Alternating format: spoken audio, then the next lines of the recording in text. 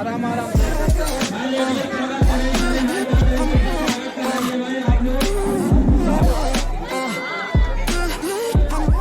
सही से पहना है इधर से आराम से पहना है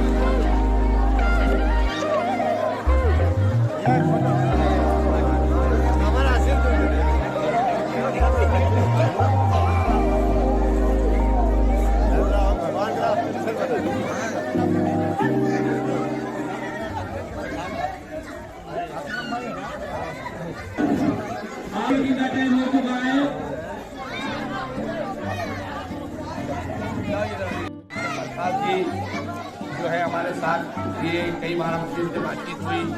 इन सभी ने, कुसुम बहन ने और काशीराम कॉलोनी के जो दूसरे हजरात ने हमें इतनी इज्जत बख्शी और हमारा स्वागत किया, उसके लिए मैं तहे दिल से सबका शुक्रिया अदा करता हूँ, सबको थैंक यू बोलता हूँ और आगे आशा करता हूँ कि आप लोगों का यही प्यार मिलता रहा और इलेक्शन तो ठीक है, होता रहेगा और लेकिन हम आपके साथ आज भी हैं, कल भी रहेंगे और आने वाले दिनों में जब तक ऊपर वाले ने ज़िंदगी दी है हम आपकी समस्याओं से बारे में बात करेंगे और समस्याएं कब हल होती हैं जब आप लोगों का पूरा साथ मिले।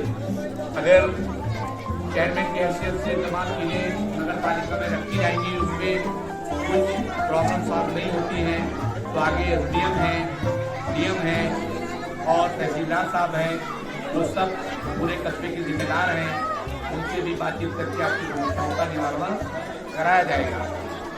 और आप लोगों को भी, जैसा कि विनोद भाई मेरे साथ बैठे हुए हैं, इन्होंने बताया कि कोई काम नहीं हुआ पिछले 5 सालों में, काम हुआ ब्रायन आपके, बाकी कोई नहीं हुआ। अब जो मेन इशू हैं आपके मोहल्ले के या नगर पालिका के, वो कुछ चीज़ें हैं, जैसे कि नगर पालिका की जिम्मेदारी है कि आपको साफ सुथरा पानी आपके घरों तक पहुँचाया जाए। 2 नंबर पे आपको स्ट्रीट लाइट का इंतजाम नगर पालिका की जिम्मेदारी है। इसी तरह जो ड्रेनेज सिस्टम है यानी साफ सफाई, वो भी नगर पालिका की जिम्मेदारी है। और इस जिम्मेदारी के अलावा हमारे दिमाग में जो बात आई है कि जो एक हेल्थ डिपार्टमेंट होता है जो कि अभी जिला परिषद के थ्रू चलाया जाता है या स्टेट गवर्नमेंट उत्तर प्रदेश सरकार के जरिए से चलाया जाता है। और इसके बारे में उत्तर प्रदेश सरकार की तरफ से, जैसे यहाँ पे जो संजीला का हॉस्पिटल है वो यहाँ से तकरीबन 8 किलोमीटर दूर बेगमगंज के आगे है और ये हॉस्पिटल पहले बड़े चौराहे के ऊपर जनाना हॉस्पिटल, मर्दाना हॉस्पिटल के नाम से हुआ करता था और आज भी है, बिल्डिंग है। बिल्डिंग के सामने जिला परिषद ने अपनी कमाई के लिए अस्पताल है, जिस मकसद के लिए बिल्डिंग बनाई गई थी उसके ऊपर कोई काम नहीं हो रहा है, कोई डॉक्टर नहीं बैठता है। अब अगर किसी बच्चे को खांसी आ गई, बुखार आ गया या हमारी कोई बहन को तकलीफ हो गई तो उसको 100 रुपये खर्चा करके जो CBS हॉस्पिटल है बेगमगंज के आगे वहाँ जाना पड़ेगा। उस हॉस्पिटल में आप जाएंगे तो डॉक्टर मिला तो मिला, नहीं मिला तो नहीं मिला, क्योंकि वो सब ऊपर से नीचे तक साथ होती है।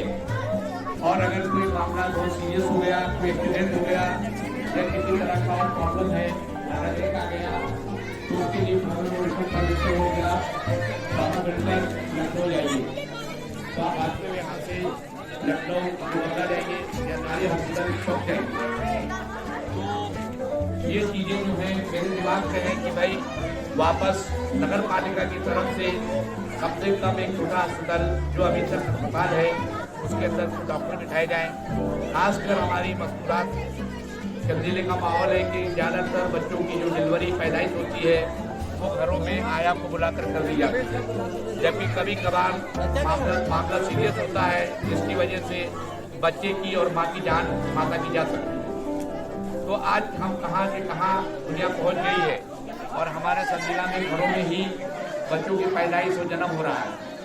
तो क्या इस तरह से कोई अस्पताल होना चाहिए जिसके अंदर सोनोग्राफी का इंतजाम हो और कम से कम 2 लेबर रूम हो, जहाँ पे बच्चे की पैदाइश होती है तो 2 दिन के लिए वहाँ पे एडमिट किया जाए और उस तरह से बच्चे की जान जोखिम में ना जाए और उसकी माँ की जोखिम में ना जाए।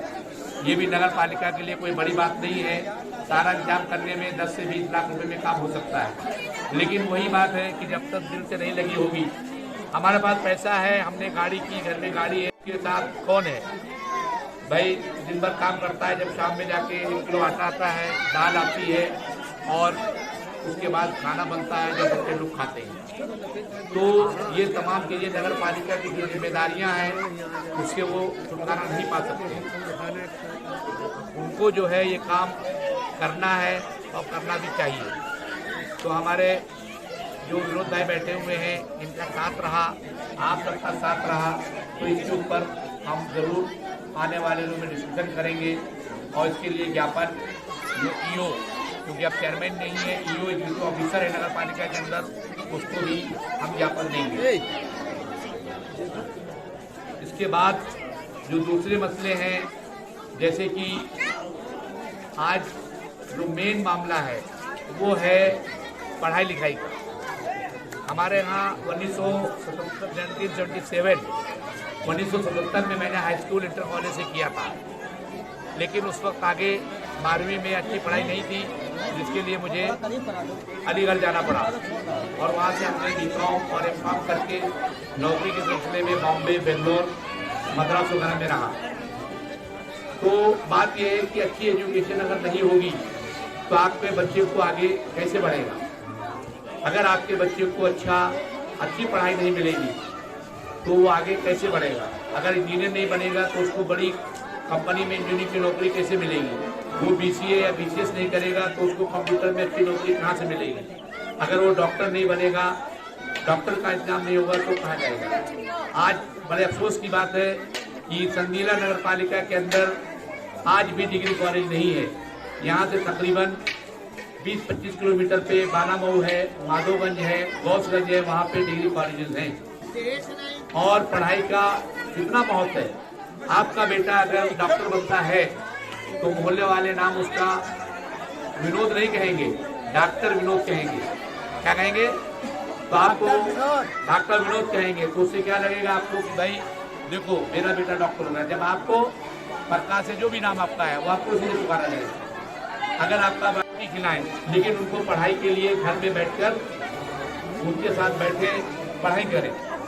मेरे दोस्त हैं वो फौज में थे, सोलापुर एक डिस्ट्रिक्ट है महाराष्ट्र के अंदर। तो एक दिन हमसे बातचीत होने लगी। आज उनका लड़का जो है मेरे दोस्त का, जो ये मेराज जो ये ऊपर पे बड़े जहाज उठते हैं रॉकेट वगैरह लेकर के, रॉकेट लॉन्चर, उसका वो इंजीनियर है। कोचीन के अंदर बहुत बड़ा अंदर पानी का जहाज रहता है, उसके ऊपर ये सब मतलब जब जंग होती है तो उस वक्त वो तैयार रहते हैं, तो उसकी चेकिंग करके आगे भेजता है। उसकी दादी जो है लड़के की वो अनपढ़ थी। क्या थी?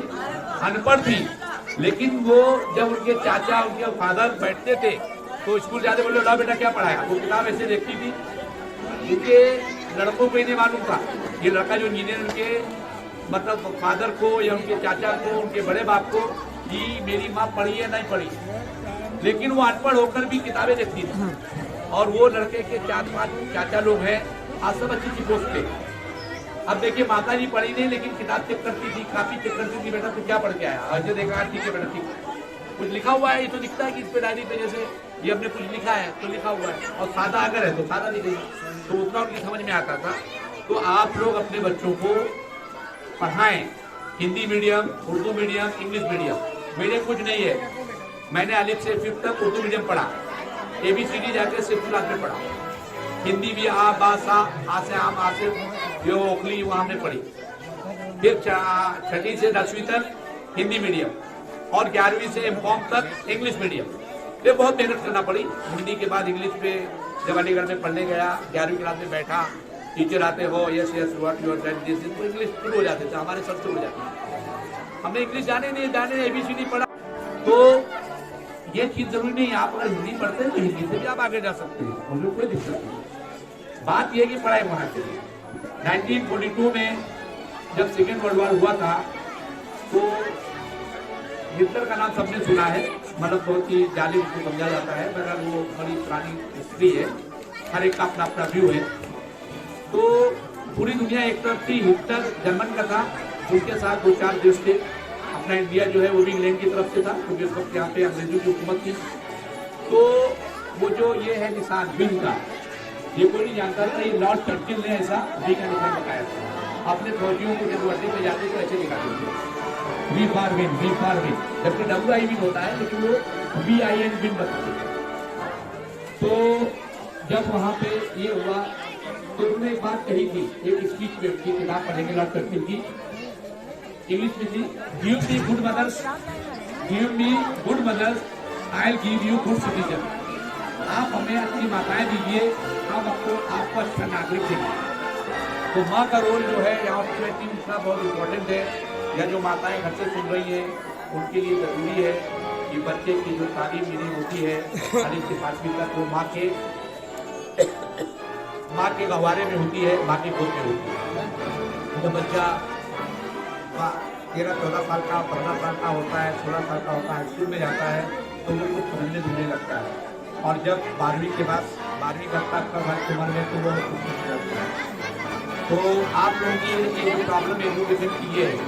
दूसरा एक मुद्दा और है कि अनएम्प्लॉयमेंट, कभी दर्दोजी का काम है, सिलाई का काम है, ये कोई काम नहीं है।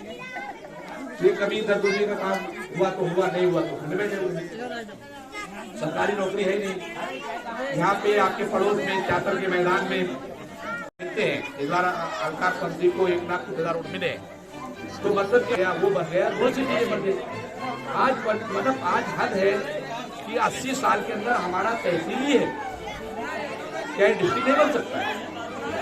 इनको मिला के मतलब हद ये हो गई कि हमारे संजीले की जो MP की सीट थी वो भी यहाँ से डिस्ट्रिक्ट चली गई। एक सीट हरदोई की है और एक सीट डिस्ट्रिक्ट की है। हम लोग जो आते हैं वो डिस्ट्रिक्ट के अंदर में आते हैं, तो भाई संजीला को क्यों डिस्ट्रिक्ट नहीं बनाया जा रहा है? बनाया जा रहा है। लेकिन ये सब चीजें कब होती है कि जो नगर पालिका का चेयरमैन और उसके जो मेंबर्स हैं प्रत्येक वार्ड के, उनका काम है कि बाकायदा मीटिंग करें, मीटिंग के अंदर रेजोल्यूशन पास करें कि हमारी ये डिमांड है, हमारे पब्लिक ये चाहिए, हमारी ये चाहिए। तो इन तमाम चीजों को आप लोग इन चीजों को ध्यान रखें कि भाई किस तरह से हमारे जो अपना तो हम भी खा लेते हैं, एक गाय बच्चा देती है वो भी 6 महीने तक अपने बच्चे पालती है, हम भी पालते हैं, हम लोगों ने कैसे अपने दिन निकाल लिए। लेकिन अब आने वाले दिनों में हमारे बच्चे लोगों में इतनी सहनशीलता नहीं है कि वो छोटी छोटी बातों से कॉम्प्रोमाइज करें। उनको तो इलेक्ट्रॉनिक का दौर है, टीवी चाहिए, वाईफाई चाहिए, अच्छा मोबाइल चाहिए, सामान चाहिए, उनको चाहिए, तो कहाँ से आएंगे? आज मोबाइल की कीमत 25,000, 30,000, 20,000, जब कमाई नहीं होगी तो कहाँ से आएगी? महंगाई आज चावल का रेट 40 रुपये के ऊपर चला गया है, आटा 35 रुपये किलो मिल रहा है। तो ये सब चीज़ें ऐसी हैं। तो आप सभी लोग से मैं ये रिक्वेस्ट करूँगा कि आप लोग जो आने वाला चुनाव है अपने मत का जो है वो सही उपयोग करें और अपने जो है वोट का सही इस्तेमाल करें, और ऐसे आदमी को चुनें जो कि आपकी समस्याओं को नगर पालिका तक नहीं बल्कि ऊपर तक कलेक्टर तक मिलकर जा सके। शुक्रिया, बहुत बहुत धन्यवाद प्रकाश जी, विनोद जी और यहाँ पे तमाम जो लोग जमा हुए हैं उनका एक बार फिर से शुक्रिया अदा करता हूँ। और मैं चाहता हूँ कि इसमें से कुछ हजरात अगर कोई सवाल पूछना चाहें तो वो सवाल पूछें कि हम इन तमाम चीज़ों को कैसे आगे ले जाएंगे, क्या करेंगे। नौजवान बच्चे लोग भी खड़े हुए, आप लोग आइए, आगे आइए।